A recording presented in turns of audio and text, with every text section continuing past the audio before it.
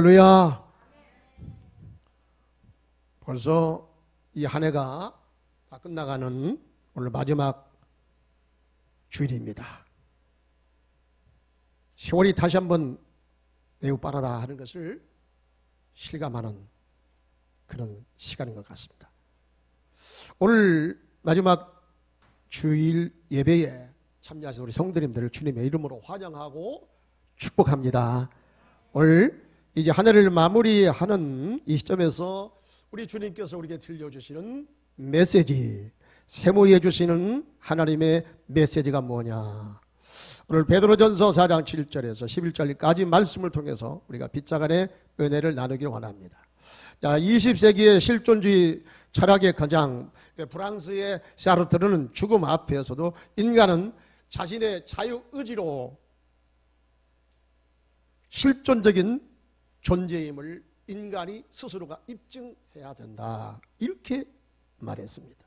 그러던 그가 죽음 직전에 1980년 3월 파리의 부르쉐 병원에 폐수종으로 그가 입원을 했습니다. 그는 한 달 동안 그 병원에 있으면서 죽음에 대한 극도의 불안과 공포로 시달리고 있었다는 것입니다. 얼마나 무서웠던지. 자기 병명이 무엇인가 물어보지도 못했어요. 아주 치명적인 병이라고 할까 봐 두려워서 무슨 병인가 이렇게 물어보지도 못했다고 그래요. 또 그 안에도 이 샤르트르가 무슨 병인지도 미처 말하지도 못합니다. 피차간에 무슨 말을 할 수가 없어요. 너무나 불안하고 너무나 공포 가운데 떠니까. 그러면서 그는 자기에게 치료하러 찾아온 의사나 간호사에게 줄곧 고함을 질러대며 절규하는 소리를 마구 해댔다는 것입니다. 하나님의 종 사도 바울은 그가 이 땅에서 자신의 삶을 마치려는 조짐이 엿보일 때에 그는 이렇게 고백합니다. 나는 선한 싸움을 싸우고 달려갈 길을 마치고 믿음을 지켰으니 이제후로는 나를 위하여 의의 면류관이 예비되었으므로 죽어 들어오신 재판장이 그날에 내게 주실 것이며 내게만 아니라 주의 나타나심을 사모하는 모든 자에게니라, 이렇게 말씀합니다. 여러분, 죽음 앞에서도 얼마나 의연하고 얼마나 대담한 모습을 보이고 있습니까? 아마 그는 이 땅에 살아있을 동안에 육체에서 영혼이 분리가 되는, 그래서 3층 천을 다녀온 그런 경험이 있기 때문에 아마 죽음에 대해서 이런 확신을 가지고, 이 죽음은 하나의 그 이사가는 과정에 불과한 것이지 결코 없어져 소멸되는 것이 아니다, 이것을 그가 확신했기 때문에 아마 그랬을 것이라고 생각합니다. 그래서 그날에 주의 의로운 면류관이 예비되었으므로 나는 자랑스럽게 이 땅을 내가 할 일 다 마치고 내가 떠나갔다. 근데 이것은 내게만 아니라 주의 나타나심을 사모하는 모든 자에게니라, 이런 말씀을 남겨주십니다. 오늘 이 말씀을 생각할 때 나는 내 인생의 종말의 순간이 찾아올 때에 과연 나는 어떤 자세를 가지고 어떤 말을 남기고 떠날 것인가 하는 이런 사실을 생각을 하게 됩니다. 하나님께서요, 우리에게 내년을 허락하시고 그 해에 시작하는 1월달 마치는 12월달, 그래서 한 해의 이 텀을 계속적으로 주기적으로 돌리는 것은 이 다음에 우리가 하나님 앞에 설 때에 후회함이 없는, 이 모든 사람들에게 마지막 우리가 순간이 찾아오게 될 텐데 그때 당황하지 않고 오늘 사도 바울처럼 이렇게 의인하게 담대하게 하나님 앞에 가는 것을 바라보면서 이 땅에서 자기의 최후의 삶을 맞도록 하기 위한 하나님의 배려가 아니겠는가 하는 이런 생각을 하게 됩니다. 사랑하는 성도님 여러분, 한 해를 마무리하는 이 시점, 이것은 내 인생의 그 종결을 짓는, 인생의 마무리하는 이 시점과 마지막이라고 하는 면에서는 서로 공통점이 있습니다.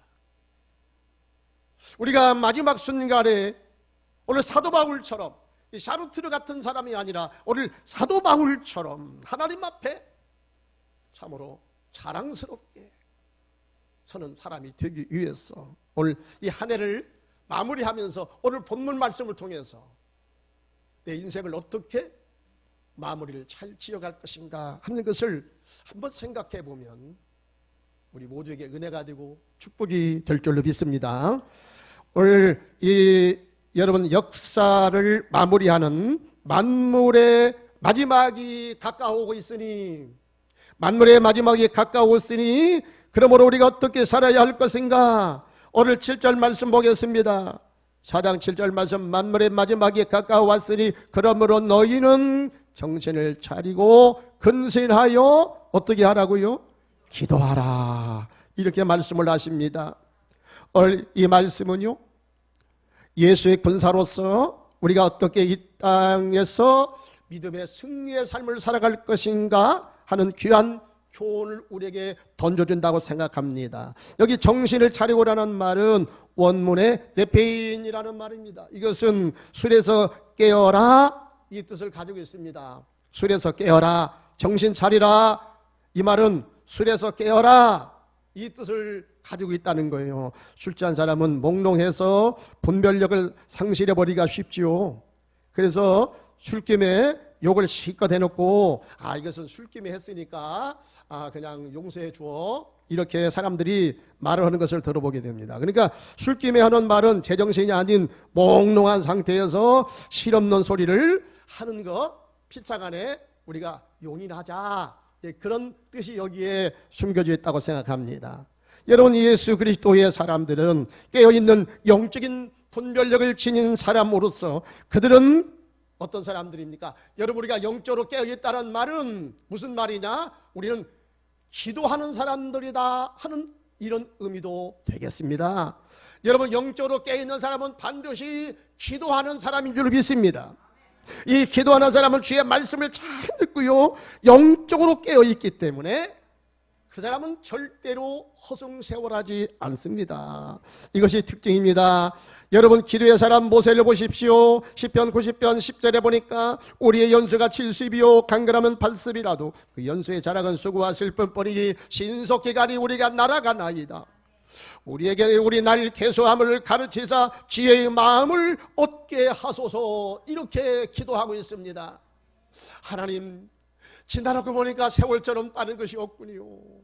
마치 날아가는 화살처럼 신속히 내게서 지나갑니다. 마지막 남은 내 인생을 계수하면서 지혜롭게 인생을 마무리를 잘하게 하옵소서, 이렇게 기도하고 있다는 거예요. 여러분, 기도하는 사람은 여러분 세월이 아까운 줄 아는 사람, 그렇기 때문에 결코 내가 이 세월을 허송세월할 수가 없다, 이런 마음을 가지고 세월을 기도하면서 아껴 쓰는 사람이 되는 줄 믿습니다. 기도의 사람 엘리야를 보십시오. 그런 하나님의 호렙산에서 주님 앞에 섰을 때에 그는 하나님 앞에 이런 고백을 합니다. 엘리야야, 네가 무엇 때문에 여기 왔니? 예, 제가 주를 위해서 열심히 특심한 것을 주님 아시지요? 하면서 자기가 평상시에 가지고 있던 불만을 이제 하나님 앞에 그가 토로합니다. 여러분, 여기에서 내가 주를 위해서 열심히 특심했습니다. 물론 그렇습니다. 그러나 여기서는 나 혼자만 이렇게 열심을 냈습니다. 나머지는 다 편절하고 다 죽임을 당했습니다. 아니, 하나님에 대해서 굉장히 불만 섞인 그런 실토를 하고 있습니다. 물론 이 말은 100% 맞은 말은 아닙니다. 그 외에도 하나님께서 7,000명 이제 믿음의 사람을 숨겨 놓은 적이 있었는데요. 이 엘리야는 여러분 그것을 모르고 내가 나 혼자만 주를 위해서 이렇게 열심을 내다가 이렇게 아합 왕에게 내가 쫓김을 당하여 여기까지 왔습니다. 근데 어쨌든 간에 이 엘리야가 주를 위해서 열심히 산 것은 틀림없는 사실입니다. 엘리야는 기도하는 사람이었거든요. 제가 지금 무슨 얘기를 합니까? 여러분, 기도한 사람은 절대로 세월을 허송세월하지 않아요. 이 세월은 참으로 하나님 앞에 가서 다 결산하는 시간이기 때문에 여러분, 이 세월을 결코 허송세월하지 않습니다. 시간이 참으로 내게서 중요한 것을 알기 때문에 세월 허송하지 않고서, 여러분 이 찬송 있잖아요. 세월 허송하지 않고서 주 뜻대로 살기를 원합니다. 이런 고백을 하고 살게 될 줄 믿습니다. 여러분, 기도하는 성도는 또 시험에 들지 않습니다. 주님께서도 제자들에게 너희가 시험에 들지 않게 깨어서 기도하라. 여러분, 이 마지막 시대는 우리를 시험하는 것들이 너무나 많아요. 물론 사탄의 시험도 있고요. 또 우리 자신들이 이제 여러 가지로 여러분 세상에 살다 보니까 여러 유혹을 받고 여러 문제를 만나서 내 신앙이 흔들리고 내 신앙이 이제 곁으로 빠져버릴 이런 위험한 순간이 내게 찾아오는 것입니다. 그때 우리는 여러분 이 시험을 이기기 위해서 어떻게 해야 됩니까? 깨어서 기도해야 될 줄로 믿습니다. 여러분, 주님의 제자 베드로도 그랬죠. 내가 주를 위해서 살겠습니다. 나는 주님 가는 곳에 같이 가고 주님이 죽는 곳에 나도 같이 죽겠습니다. 베드로야, 네가 그 결심이 참 고맙다마는 네가 오늘 밤에 닭이 울기 전에 네가 나를 3번 부인하리라. 처음에는 베드로가 그 말을 잘 이해하지 못했어요. 그러나 여러분, 이제 베드로가 나중에 그 사실이 주님께서 이때를 이렇게 바라보시고 미리서 말씀하셨구나 깨달았습니다. 여러분, 베드로가 큰 시험을 당했죠. 예수님이 잡혀가실 때에 물론 다른 제자들이 다 도망갔지만은 부활하신 예수를 만나기 전까지는 그들이 다 도망갔습니다. 베드로는 그래도 평상시 의리가 있는 터인지라 멀리서 예수님을 따라갑니다. 신문 받으시는 대제사장 이 가야바의 집으로 예수님이 가서서 신문 받으실 때에 멀찍이서 베드로가 그 새벽에 추웠던지 장작불을 쬐고 있었습니다. 그때 계집종이 찾아옵니다. 당신도 예수 따라다니는 제자였지? 아니야, 그게 아니야, 잘못 본 것일 거야. 아니야, 내가 보니까 틀림없이 당신 예수 따라다니는 제자였어. 그러니까 베드로가 자기가 살기 위해서 어떻게 합니까? 처음에 예수님을 모른다고 부정하더니 나중에 예수님을 욕하고 그 자리를 떠나가고 말했잖아요. 그때 닭이 웁니다. 베드로가 깨달았습니다. 우리 주님께서 이때를 말함이었구나. 자기가 시험에 넘어진 것을 깨달았습니다. 여러분, 베드로가 왜 이렇게 시험에 넘어졌습니까? 전날 밤, 여러분 예수님의 잡혀지기 전날 밤에 유월절 전에 여러분 어떻게 했습니까? 예수님의 제자들과 함께 겟세마네 동산에 기도하러 들어갔습니다. 나머지 제자는 밑에다가 놔놓고 기도의 3인방 3총사 베드로와 야고보 요한을 데리고 기득분들을 데리고 예수님이 깊은 산속에 더 깊숙이 들어갑니다. 그리고 기도합니다. 야, 내가 지금 육신적으로 내가 괴롭다. 십자가를 지는 사건 놓고 내가 참으로 나도 괴롭다. 육신을 가지신 예수님도 고민 가운데서 제자들에게 같이 기도하자, 이렇게 제자들에게 권했습니다. 그러나 제자들이 너무나 육신이 피곤했어. 주님이 부탁했지만은 제자들은 또다시 코를 드렁드렁 걸고 또다시 잠이 들고 말합니다. 그래서 예수님께서 오셔서 야, 흔들어 깨웁니다. 기도하자, 기도하자. 기도하면 안 돼. 기도하자 하면 안 돼. 다시 깨워서 기도를 또 시키면 조금 있다가 보면 기도 소리가 안 들려. 또다시 가보면 또다시 그들이 졸고 있어. 응? 무려 3번이나 그러잖아요. 그러면서 주님께서 야, 너희들이 원하지만은 너희들이 육신이 참으로 약하구나. 그러면서 주님이 하시는 말씀이 뭐예요? 너희가 시험에 들지 않게 깨어 기도하라. 이런 말씀을 남기잖아요. 너희가 시험에 들지 않게 깨어 기도하라.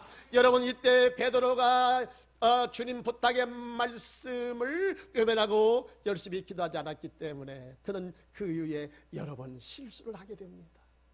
말구에 길을 쳐서 이제 땅에 떨어지지 않나, 또 이와 같이 예수님을 모른다고 실컷 맹세해놓고 부인하고 주님을 욕하고 떠나가질 않나. 여러분, 여러 가지 그는 시험에서 넘어지고 말았습니다.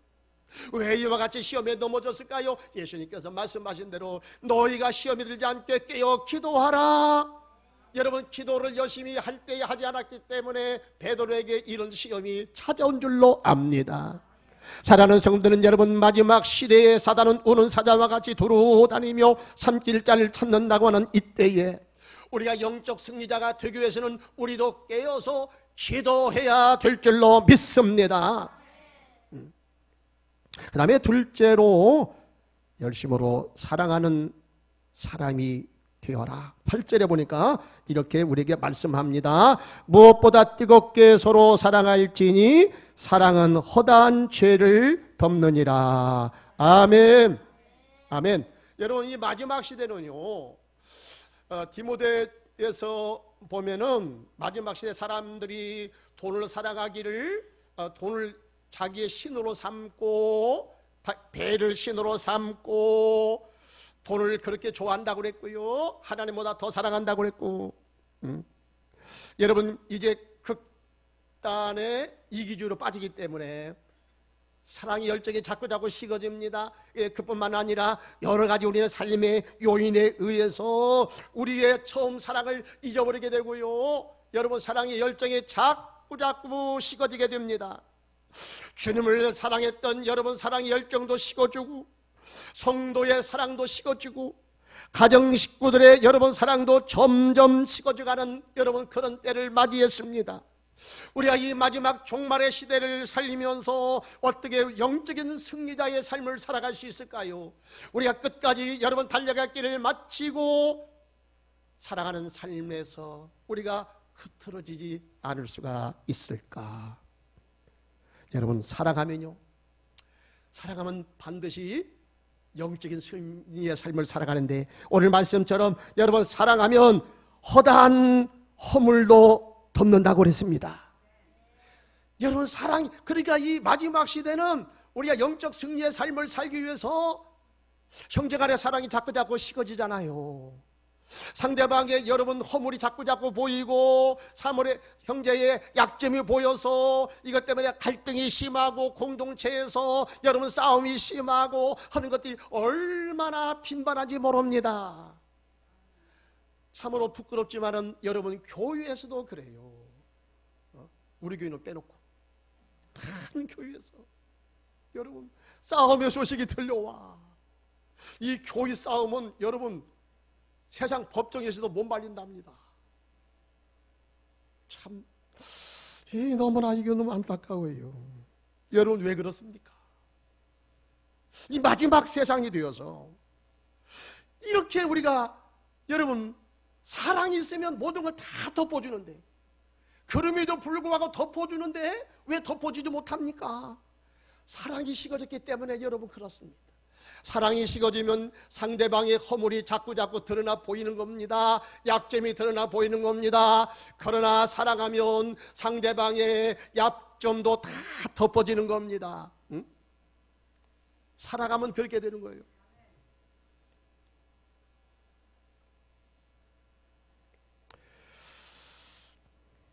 어떤 사람이, 어떤 그 주부가요, 자기 남편한테 이런 얘기를 했대요. 여보, 나는 맵새 눈이라 참 내가 거울 볼 때마다 스트레스를 많이 받사오. 그러니까 좀 저도 견적을 내가지고 한번 저도 수술 좀 해야 되겠어. 그래, 그 남편이 하는 얘기가, 그게 무슨 말이야. 나는 당신이 참 멋있게 보여서 나는 결혼한 사람인데, 당신 특별히 당신 얼굴 중에서 나는 당신의 눈이 그렇게 매력 있었어. 그게 무슨 말이야? 사람 지금 농담하는 거야. 사람을 갖다가 이상하게 걸리는 건데? 아니야. 나는 당신의 그 맵새 눈이 진짜 나는 매력이 있었다니까. 그것 때문에 나는 결혼한 거야. 그래요. 그게 누구냐면 저기 누이거든요. 근데 저도 솔직히 내가 그랬어요. 우리 저희 누님이 결혼하기 전에 갱년기가 됐는데 누가 우리 누나를 데려갈까? 제가 그것 때문에 고민을 굉장히 했었습니다. 그런데 어느 날 우리 매형이 나타나더니 선을 한 몇 번 본 것 같아요. 왜 결혼이 그렇게 쉽사리 되는 거야? 나는 왜 그렇게 쉽사리 되는가 잘 몰랐거든요. 물어보지도 못했어요. 미안해가지고. 응? 우리 누나 그냥 이렇게 데려가는 것만도 너무나 고맙고 감사해서 그냥 물어보지도 못했어요. 근데 나중에 들어보니까요, 진짜 우리 매형이 우리 누나를 그렇게 사랑하더라니까. 그러니까 그 말이 진실이구나. 제가 이것을 깨달았거든요. 여러분, 사랑하니까 여러분 맵새는 또 매력있게 보이는 거요. 여러분 사랑하면요, 허다한 이 사람의 잘못도 실수도 약점도 허물도 다 덮어버리는 것입니다. 사랑하는 성도는 여러분, 우리가 마지막 시대에 우리가 영적 승리자가 되기 위해서는, 끝까지 달려갈 길, 믿음의 길을 잘 가기 위해서는 어떻게 해야 되냐? 우리가 사랑 충만해야 될 줄 믿습니다. 이 사랑이 들어오면 여러분 아무리 힘들고 어려워도 어렵다고 하지 않아요. 여러분 자녀를 위해서, 자녀의 뒷바지를 위해서 우리가 힘들고 험악한 일도 하는 걸 여러분 마다하지 않습니까? 마다하지 않아요. 열심히 여러분 그 일을 할 수가 있어요. 내가 자존심 상해도 일을 할 수가 있어요. 왜? 내 사랑하는 자녀의 뒷바라지를 위해서. 그건 별것이 아니에요. 왜? 자녀를 사랑하기 때문에 그렇습니다. 여러분 사도 바울도 그렇습니다. 고린도후서 5장 14절에 보니까 그리스도의 사랑이 나를 강권하십니다. 원래 사도 바울이 그렇게 사랑이 충만한 사람은 아니었거든요. 사도 바울이 굉장히 이지적인 사람입니다. 냉철한 사람입니다. 아주 조직의 사람입니다. 그런 사람도 여러분 그리스도의 사랑을 받고 나다 보니까 모든 걸 다 사랑으로 보게 돼요. 여러분 성도의 그 신앙을 위하여 사도 바울은 이렇게 고백합니다. 내가 관제와 같이 부음을 받을지라도, 제사 끝나고 마지막에 포도주를 붓거든요. 이게 바로 관제입니다.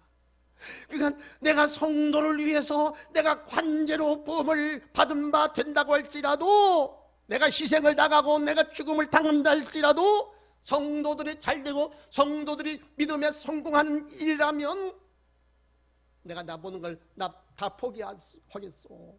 이런 다짐을 사도 바울이 했던 거예요. 여러분 이러한 사도 바울의 다짐은 바로 어디서 나왔습니까? 그리스도의 사랑이 바울을 강권했기 때문에 이런 사랑의 삶을 살아가게 된 줄로 믿습니다. 여러분 우리가 이런 사랑을 어떻게 봤습니까? 이 사랑은 신적인 사랑입니다. 인간적인 사랑이 아니에요. 네가 잘했기 때문에 내가 잘해준다, 이건 조건적이에요. 여러분 이 세상의 사랑은 여러분 거의 다 조건적입니다. 부모님의 사랑만 여러분 하나님의 사랑을 좀 닮았고요, 나머지는 여러분 거의 다 조건적인 것입니다. 그러나 여러분 사도 바울처럼 그리스도의 사랑이 나를 강권하십니다. 내가 살아가는 삶의 원동력은 바로 그리스도의 사랑에서 나왔습니다. 이 사랑은 어디서 나오는 겁니까? 열심히 기도해서 성령 충만했을 때 여러분 하나님께서 성령으로 우리 마음 가운데 십자가의 사랑을 부어주실 때에 이 사랑은 신적인 사랑으로 모든 것을 감싸고 모든 것을 덮어주는 그리스도의 사랑이 나타나게 될 줄로 믿습니다. 마지막 시대 우리가 영적인 승리의 삶을 살기 위해서는 우리가 여러분 십자가의 사랑으로 기도해서 여러분 무장을 해야 될 줄 믿습니다. 마지막으로 봉사는 인생으로 살아가라고 말합니다. 오늘 9절에서 10절까지 말씀을 보면 각각 은사를 받은 대로 하나님의 여러 가지 은혜를 맡은 선한 뭐와 같이 서로 봉사하라? 청지같이 봉사하라. 따라서 합시다. 선한 청지기같이 봉사하라. 여러분 마지막 시대는요 뭐든지 다 식어져. 사랑의 열정도 식어져. 우리가 주님을 위해서 충성하는 우리 믿음의 열정도 자꾸 식어집니다. 막 세상 것이 막 좋은 것이 너무나 많이 있어요. 그렇기 때문에 세상 것 쫓아가다가 보니까 여러분 우리의 믿음도 이제 뒷전으로 밀치게 되고요. 기도하는 것도 자꾸 약해지고요. 성도 사랑하는 것도 자꾸 약해지고요. 주님께로 받았던 여러분 신앙의 열정에 자꾸 식어지기 때문에 사명감도 자꾸 식어져요. 어떤 분은 서리집사 직분을 받고 너무 좋아가지고 자기는 3일 동안 밥을 안 먹어도 살 것 같으래. 아니 서리집사를 받고 그랬다니까. 서리집사. 그것이 옛날에 그랬거든요. 제가 직접 그런 얘기 들었어요. 진짜. 여러분 그때 지금 그렇습니까? 한번 우리 자신을 생각해 보세요. 여러분 우리가 직분 받을 때 그 감격이 있습니까? 설렘이 있습니까? 주님이 나를 불러주셨습니다. 천사도 흠모할 만한 이 성직을 나에게 맡겨주셨습니다. 영혼을 돌보고 영혼을 사랑하라고 하는 이 목자의 직분을 저에게 맡겨주셨습니다. 여러분 그 감격이 있나요? 그 설렘이 있습니까? 아니 그 감격이 있다 할지라도 그것이 몇 년이 지난 다음 지금에도 그 감격이 그대로 유지가 되고 있습니까? 주님에 대한 여러분 이 사랑의 열정, 이 충성의 열정이 식어지지 않고 그대로 잘 유지가 되고 있습니까? 마지막 시대를 살아가는 우리 성도들에게 주님께서 주시는 당부가 뭡니까? 너희가 봉사하는 삶을 살아라. 왜? 여러분 봉사하는 삶을 살아라는 그 이유가 있어요. 이 다음에 우리가 주님 앞에 섰을 때 이 땅에서도 그렇지만은 여러분 서를 위해서 을을 위해서 살아가는 삶은 하나님께서 알아주는 것이고 하나님의 때에 가서 반드시 하나님께서 보응을 해주신다는 거예요. 잘한 사람은 잘한 대로 못한 사람은 못한 대로 하나님이 결산하시고 그에 따라서 그에게 적당한 보응을 해주신다는 것입니다. 그렇기 때문에 성경은 말합니다. 너희가 먼저 그 나라와 을을 위해서 일하라. 그러면 이 모든 것을 너에게 더해 주시리라. 아멘. 여러분 제가 알고 있었던 그 전도사님이 제주도에서 유교가 마친 다음에 제주도에서 그 여전도사의 일을 하는데 이제 그 당시는 교역자가 너무나 적었고 그 다음에 제주도 같은 데는요 너무나 핍박이 심해서 여러분 이 들어가서 일한다는 것이 주의 복음을 전하고 교회를 세운다는 것이 너무 힘들어. 그래서 이 전도사님은 아주 그 사명을 가지고 자기 죽음을 무릅쓰고 제주도에 가서 이제 전도를 해가지고 교회를 세웠거든요. 그러다가 이제 교회를 세우는데 건축을 하는데 너무 힘들어서 탈진되어 가지고 이분이 죽었던 거야. 진짜 완전히 심장이 멎고 죽었대요. 그러다가 사흘 만에 이제 관에다 넣고 나가는데 관을 뚜껑을 팍 차고 나온 거야. 살아남은 거야. 사람들이 깜짝 놀란 거죠. 다 도망가 버렸어. 근데 이분은 막 그 자리에서 막 설교를 했던 거야. 이 여자 전도사님이 자기가 이제 천국을 갔다 와가지고 그 막 상황 설명을 하고 막 설교를 하는데요. 도망갔던 사람들이 다시 돌아와가지고 그 앞에서 벌벌벌벌 떨면서 말씀을 들었대요. 근데 그분이 하는 말씀 중에 자기네 교회에 아주 앞장서서 일을 열심히 하는 그 여전도의 회장이 가서 보니까 그 집이 너무 초라하더라는 거예요. 그걸 보고 왔대요. 말은 너무 잘했어. 막 교회에서요, 자기 혼자 막 일 다 하는 것처럼 그렇게 했던 분이 가서 보니까 집이 너무나 초라한 그런 모습을 보고 온 거야. 그런데 여러분, 교회를 짓기 위해서 그 당시에 여러분 그 제주도가 특별히 말이 많았고, 여기에도 그때 6.25 이후에 뭐 말이 많았잖아요. 이제 교회를 짓기 위해서 말을 통해서 일을 하는데, 그 말 죽을 끓이는 자기네 교회에 그 집사님이 있었대. 근데 그 집사님은 벙어리 돼, 벙어리. 말을 못했대. 사람들한테 무시를 당했죠. 그런데 자기는 받은 은혜 이거라도 해야 되겠다. 자기는 변변치 못해가지고 일하는 것도 없고, 그래서 자기는 이거라도 해야 되겠다. 그래서 말 죽을 끓이는 것을 열심히 했다는 거예요.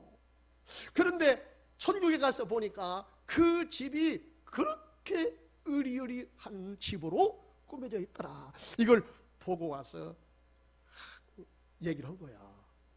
그래가지고요, 이 교회가 막 난리가 났답니다.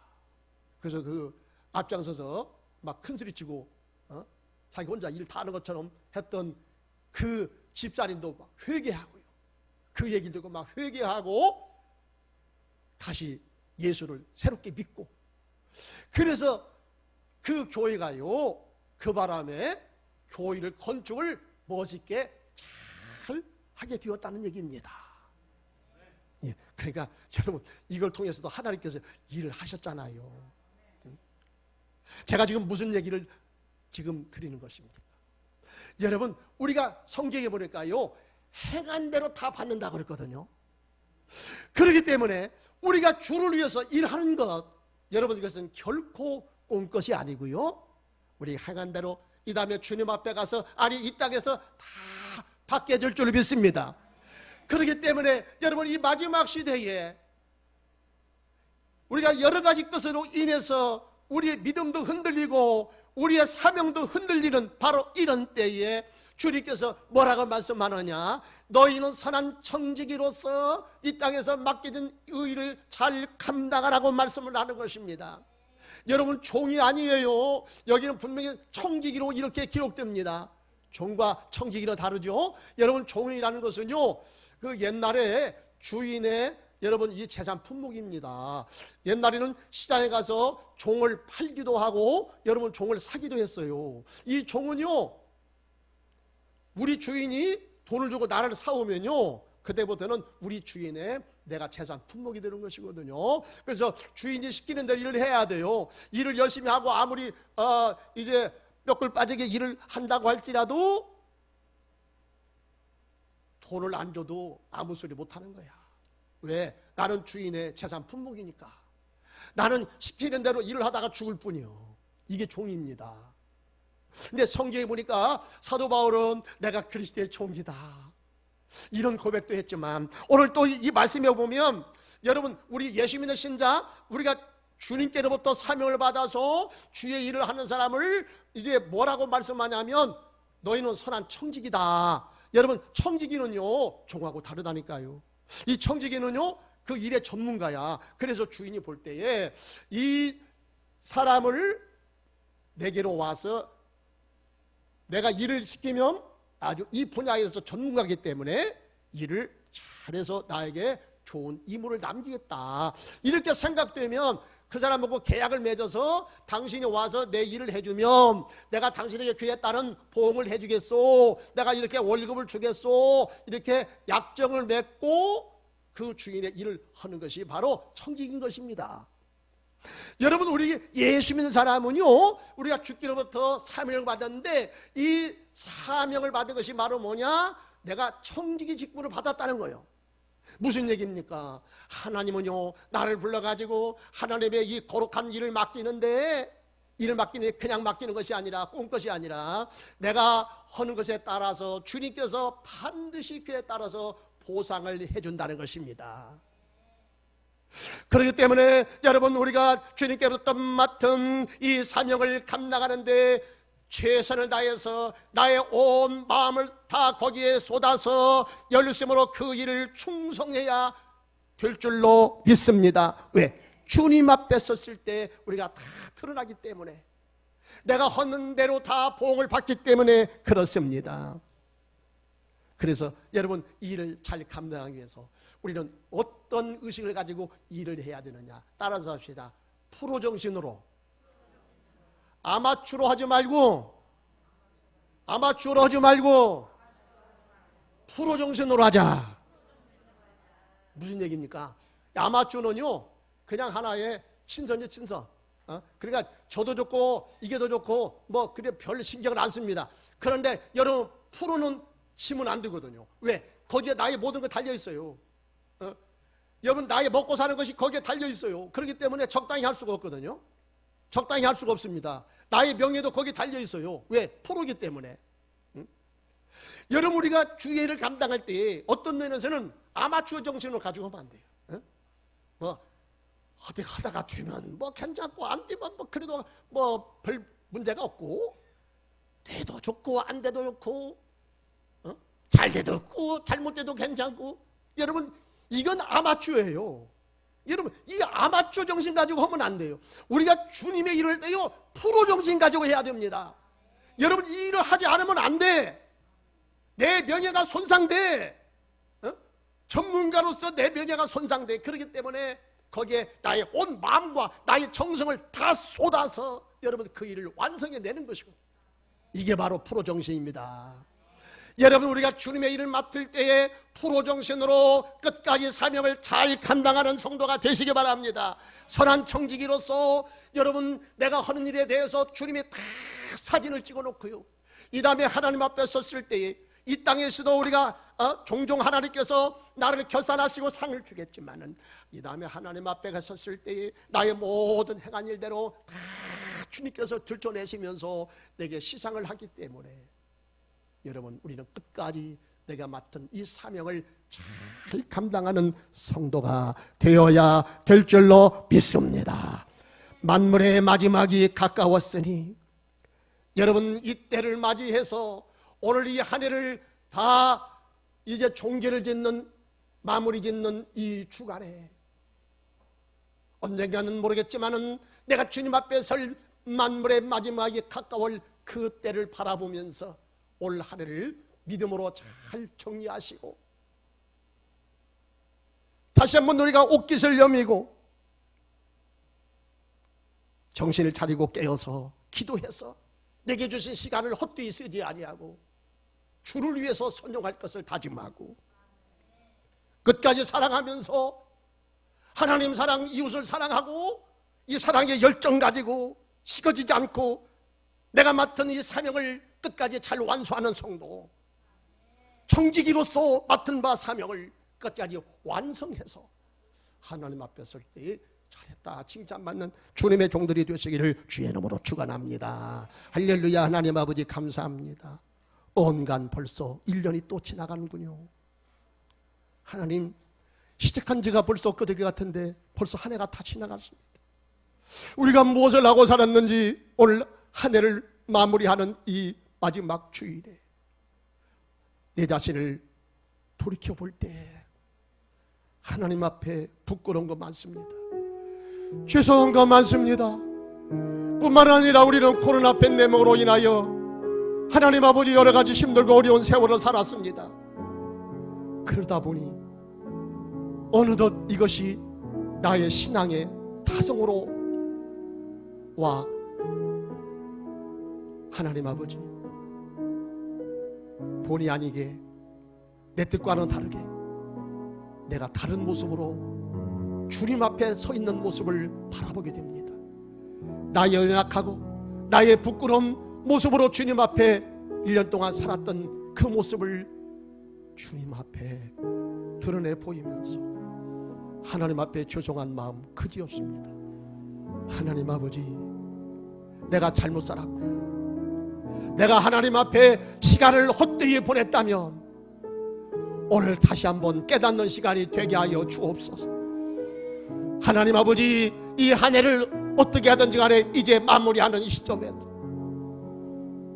잘못한 건 하나님 지적해 주시고 깨닫게 해주시고 회개하고 새로운 믿음의 결단으로 새해를 맞이할 수 있도록 하나님 아버지, 오늘 한 해를 믿음으로 잘 정리하게 하여 주옵소서. 이 시간 우리가 하나님 앞에 기도로 나아가겠습니다. 하나님 앞에 맡은 바 사명을 내가 얼마나 잘 감당했는지, 하나님 아버지, 내가 얼마나 사랑하며 주님을 사랑하며 성도를 사랑하며 그렇게 살았는지 하나님 아버지, 내 자신을 점검하며 하나님 앞에 회개하는 시간을 갖기 원합니다. 다 같이 주여 부르고 기도하겠습니다. 주여.